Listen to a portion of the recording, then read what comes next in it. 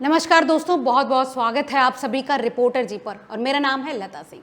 दोस्तों, भारत के reserve bank ने सिर्फ 2 ही हफ्तों में 1 लाख करोड़ से ज्यादा का सोना बेच दिया। जी हाँ, आपने बिल्कुल ठीक सुना। और एक खबर अब रियल एस्टेट बाजार तक भी पहुंच चुकी है। तो क्या आपकी प्रॉपर्टी की कीमत पर भी इसका असर पड़ेगा?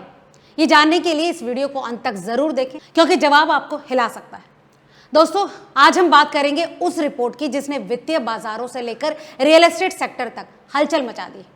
ब्लूमबर्ग इकोनॉमिक्स की एक रिपोर्ट के मुताबिक आरबीआई ने 22 मई को खत्म हुए 2 हफ्तों के दौरान करीब 12 अरब डॉलर यानी लगभग 1.14 लाख करोड़ रुपए का सोना बेचा। इसके साथ ही करीब 7.5 अरब डॉलर की विदेशी मुद्रा संपत्तियां भी खरीदी गई। आज की इस वीडियो में हम समझेंगे कि ये सोना आखिर क्यों बेचा गया, रुपए और विदेशी मुद्रा भंडार का क्या हाल है, और सबसे जरूरी इसका आपकी प्रॉपर्टी और होम लोन पर क्या असर पड़ सकता है। तो चलिए शुरू करते हैं। पहले समझते हैं कि आखिर आरबीआई को सोना बेचना क्यों पड़ा। अब सवाल उठता है कि अगर मार्च 2025 के आखिर तक आरबीआई के पास लगभग 880.52 मीट्रिक टन गोल्ड था, तो फिर गोल्ड होल्डिंग्स कम करने की जरूरत क्यों पड़ी? इसका पहला कारण माना जा रहा है क्रूड ऑयल प्राइसेस का संभावित उछाल। भारत दुनिया का तीसरा सबसे बड़ा ऑयल इंपोर्टर है और अपनी जरूरत का अधिकांश क्रूड ऑयल विदेशों से खरीदता है। जब ग्लोबल जियोपॉलिटिकल टेंशन बढ़ती है, खासकर मिडिल ईस्ट में, तो सबसे पहले असर ऑयल मार्केट पर दिखाई देता है। अगर क्रूड ऑयल महंगा होता है तो भारत को ज्यादा डॉलर खर्च करने पड़ते हैं। ज्यादा डॉलर खर्च होने का मतलब है फॉरेन एक्सचेंज रिजर्व्स पर दबाव। फॉरेक्स रिजर्व्स पर दबाव का मतलब है रुपए पर दबाव, और रुपए पर दबाव का मतलब है इंपोर्ट कॉस्ट बढ़ना, इन्फ्लेशन बढ़ना और इकोनॉमी पर एक्स्ट्रा बोझ बढ़ना। इसी वजह से सेंट्रल बैंक समय समय पर अपने रिजर्व्स की कॉम्पोजिशन में बदलाव करते हैं। दूसरा कारण है रुपए की स्टेबिलिटी। रिपोर्ट्स के मुताबिक भारतीय मुद्रा पर दबाव बढ़ रहा था और आरबीआई मार्केट स्टेबिलिटी बनाए रखने की कोशिश में था। जब किसी देश की करेंसी कमजोर होती है तो फॉरेन इन्वेस्टर्स का कॉन्फिडेंस प्रभावित होता है। फॉरेन इंस्टीट्यूशनल इन्वेस्टर्स यानी एफआईआईज पैसा निकाल सकते हैं, इंपोर्ट्स महंगे हो सकते हैं और इन्फ्लेशन का खतरा बढ़ सकता है। दोस्तों, ऐसे समय पर सेंट्रल बैंक्स के पास पर्याप्त फॉरेन करेंसी एसेट होना बेहद खास माना जाता है। इसका तीसरा कारण है लिक्विडिटी। गोल्ड एक बेहद मूल्यवान एसेट है, लेकिन डॉलर की तरह ग्लोबल पेमेंट सिस्टम में तुरंत इस्तेमाल नहीं किया जा सकता। इसीलिए यदि आरबीआई को लगता है कि आने वाले समय में डॉलर लिक्विडिटी की जरूरत पड़ सकती है, तो वो अपने रिजर्व पोर्टफोलियो को रीबैलेंस कर सकता है। लेकिन यहाँ सबसे दिलचस्प बात यह है कि आरबीआई पिछले कई सालों से लगातार गोल्ड खरीद रहा था। दोस्तों, वर्ल्ड गोल्ड काउंसिल के आंकड़ों के अनुसार दुनिया भर के सेंट्रल बैंक्स पिछले कुछ सालों में रिकॉर्ड स्तर पर गोल्ड एक्यूमुलेशन कर रहे हैं। इसके पीछे सबसे बड़ा कारण है जियोपॉलिटिकल रिस्क और यूएस डॉलर पर अत्यधिक निर्भरता को कम करना। रशिया यूक्रेन वॉर के बाद जब पश्चिमी देशों ने रूस की कुछ विदेशी संपत्तियों को फ्रीज किया था, तब कई देशों ने अपनी रिजर्व स्ट्रैटेजी की दोबारा समीक्षा शुरू की थी। इसी क्रम में भारत ने भी अपने गोल्ड रिजर्व्स का बड़ा हिस्सा विदेशी तिजोरियों से वापस देश में लाने की प्रक्रिया तेज की।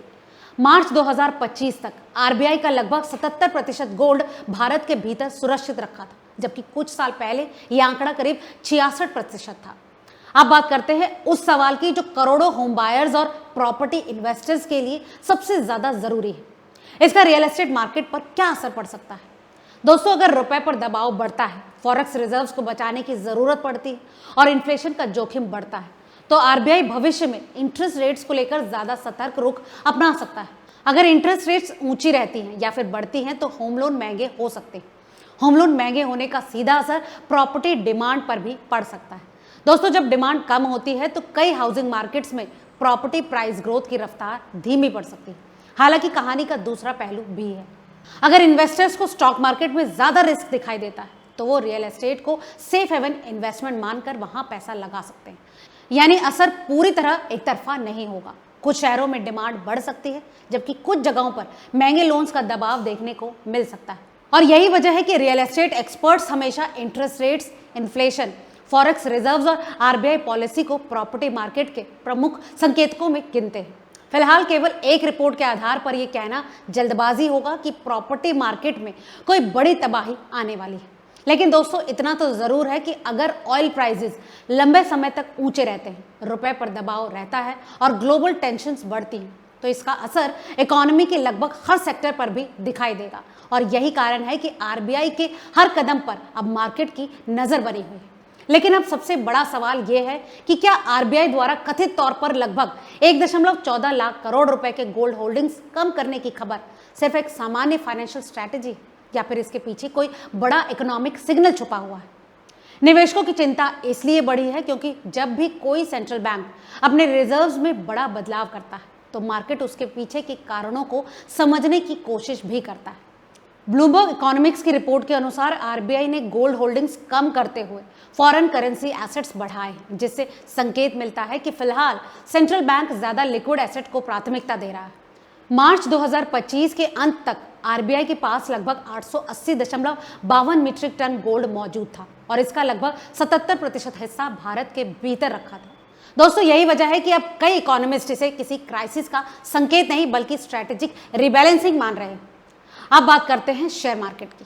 अगर ग्लोबल टेंशन्स बढ़ती हैं, क्रूड ऑयल महंगा रहता है और रुपया दबाव में आता है तो फॉरेन इन्वेस्टर्स उभरते बाजारों से पैसा निकाल सकते हैं, जिससे इक्विटी मार्केट पर दबाव बन सकता है। लेकिन दूसरी तरफ अगर आरबीआई के पास पर्याप्त फॉरेक्स रिजर्व्स मौजूद रहते हैं और वो जरूरत पड़ने पर मार्केट में इंटरवेंशन कर सकता है तो ये इन्वेस्टर्स का कॉन्फिडेंस बनाए रख सकता है।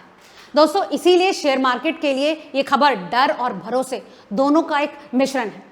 वहीं अगर रियल एस्टेट सेक्टर की बात करें तो यहाँ इसका असर थोड़ा अलग दिखाई दे सकता है।